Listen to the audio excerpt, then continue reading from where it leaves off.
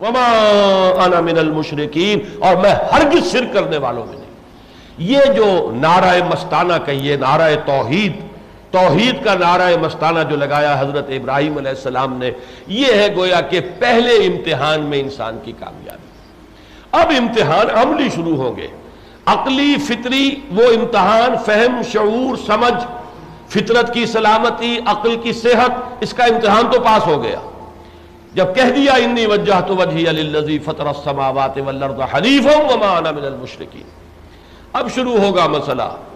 کہ معاشرے کے ساتھ تصادم، وہاں تو کسی کو پوجا جا رہا ہے، چاند سورج کو پوجا جا رہا ہے، مورتیوں کو پوجا جا رہا ہے، کچھ اور بادشاہ کو پوجا جا رہا ہے، وہاں سیاسی شرک بھی موجود تھا نمرود کی شکل میں، وہ بھی خدائی کا مدعی ہے، میں جو چاہوں قانون بنا دوں، جو چاہوں حکم دوں، جس کو چاہوں بخش دوں، جس کو چاہوں جیل میں ڈال دوں، جس کو چاہوں گردن اڑا دوں، میں